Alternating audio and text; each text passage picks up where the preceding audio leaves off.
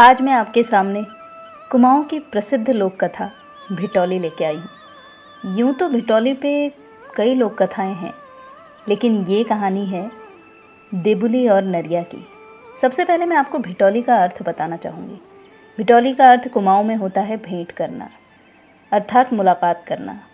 भिटौली एक परंपरा है जिसमें विवाहित बेटी या बहन को उसके मायके से शुभकामनाओं आशीर्वाद के रूप में भेंट दी जाती है।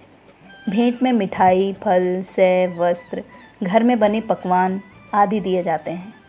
भिटौली चैत्र मास के दिनों में मनाई जाती है।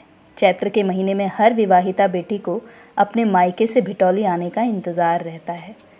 पहाड़ हो या कि तराई भाबर या कोई भी शहर, विवाहिता को भिटौली का बेसब्री से इंतज़ार रहता है। ये सिर्फ वस्तुएं नहीं होती, अपितु मायके से आने वाला प्यार होता है। औरतें भिटौली को पूरे गांव या शहर में अपने आस पड़ोस में बांटती हैं। शहर में अधिकतर आज के जीवन शैली में समय की कमी के कारण भिटौली मनी ऑर्डर या उपहार भेजकर भी मना ली जाती है, किंतु पहाड़ी गांवों में अभी भी बेटी या बहन के घर जाकर भिटौली दी जाती है। किसी गांव में देबुली और नरिया नाम के बहन और भाई रहते थे। देबुली के लिए अपना भाई बहुत दुलारा था। नरिया भी अपनी दीदी से बहुत प्यार करता था।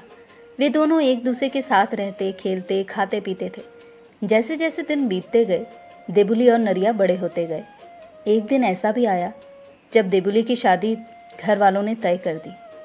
कहानी के अनुसार देबुली का ब्याह उसके गांव से बहुत दूर किया गया।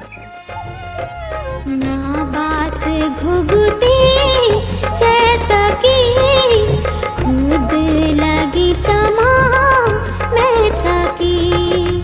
ना बास घुघुती चैतकी खुद लगी चमा मैं तकी। अब नरिया अपनी दीदी के वियोग में दुखी रहने लगा। ससुराल और मायके में काफ़ी दूरी होने के कारण देबुली का मायका आना भी कम हो गया। नरिया देखता कि गांव में अन्य विवाहिता त्योहारों में अपने घर आती। इस बात पर नरिया अपनी दीदी को बहुत ज़्यादा याद करता और उसको याद करके दुखी रहने लगा।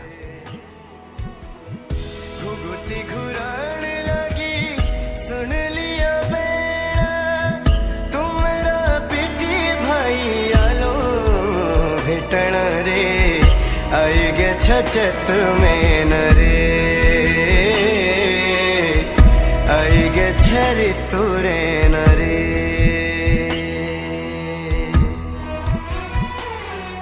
नरिया को देख के उसकी ईजा को उसकी बहुत फिक्र होने लगी। ईजा ने नरिया से कहा, बहुत दिन हो गए, तू अपनी दीदी से मिला। कल तू अपनी दीदी से मिलाना, हाँ? और खाली हाथ मत जाना। मैं कुछ चीज़ें तुझे दे दूंगी जो तू देबुली को दे आएगा। उसे भी मायके की याद आती होगी। ईजा ने प्रसाद, पूरी, रायता, पुए, सिंगल, फल, साड़ी, बिंदी आदि एक बड़ी टोकरी में रखकर नरिया को दे दिया और कहा, जा ये भेंट स्वरूप ले जा और अपनी दीदी को दे देना। नरिया खुशी खुशी देबुली के ससुराल को चल दिया। उसे वहाँ पहुँचने में 2-4 दिन लग गए। जब नरिया देबुली के घर पहुँचा तो देखा कि दीदी सो रही है।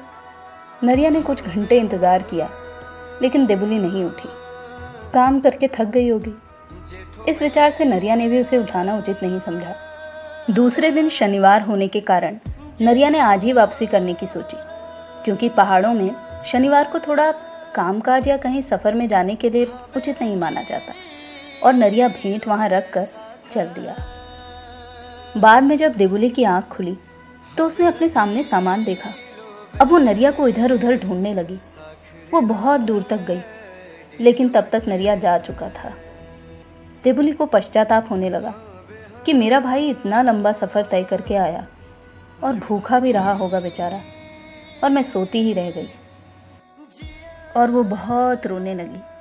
और भय भूखे मैं सीती, अर्थात भाई भूखा रहा और मैं सोती रही की रट लगाने लगी। पश्चाताप में देबुली का मन इस प्रकार आहत हुआ कि भय भूखे मैं सीती की रट लगाते लगाते देबुली के प्राण निकल गए।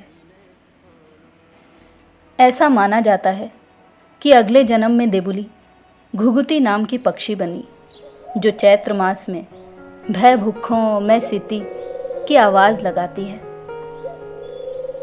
घुघुती न बसा